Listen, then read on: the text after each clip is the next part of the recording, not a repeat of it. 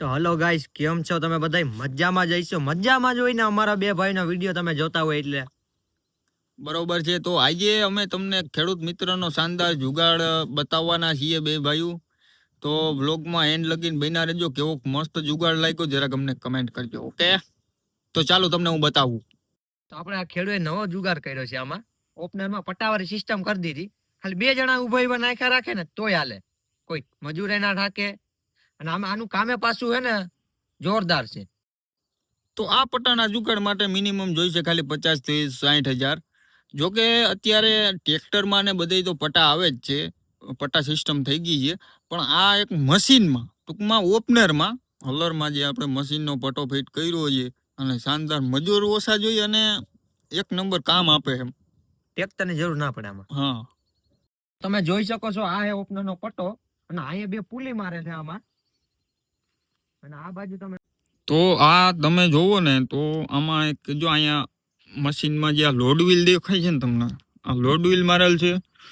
Load વ્હીલનું કારણ એ કે ભાઈ મશીનને હે ને દબાવવા ન દઈએ અને અહીંયા મોટી પુલી ફિટ કરવી પડે. એટલે મોટી પુલી ફિટ કરવી પડે એટલે એ શાનદાર ધીમે ધીમે એનો ઓર લીધા રાખે. અને આ ઢોલને બદલાવવો પડે. હો ભાઈ, ઓલો ઢોલ નો હાલે કંપનીનો.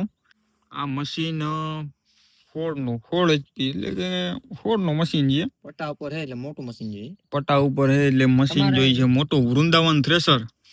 તમે હજી આ બાજુ આવો, તમને આનો ઢોલ બતાવું કેવડો હે. હાલો ભાઈ, આનો ઢોલ જોઈ લ્યો તમે. ખાલી બે માણા અંદર હમાય જાય એવડો ઢોલ હે.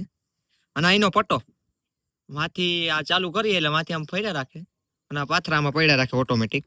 ના પૂરા ઓરાય રાખે. જોવો તમે.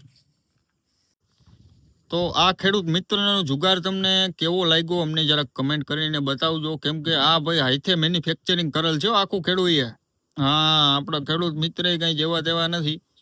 તો આમાં એવું છે કે આમાં 4 HP નું મશીન છે એટલે માપસર હાલે અને વાંધોય ના આવે હકાલવામાં. અને એમાંય તમે જો 5 લીટર ડીઝલ નાખી ને તો આખો દી ને આખી રાત ધબધબાટી બોલાવી દો.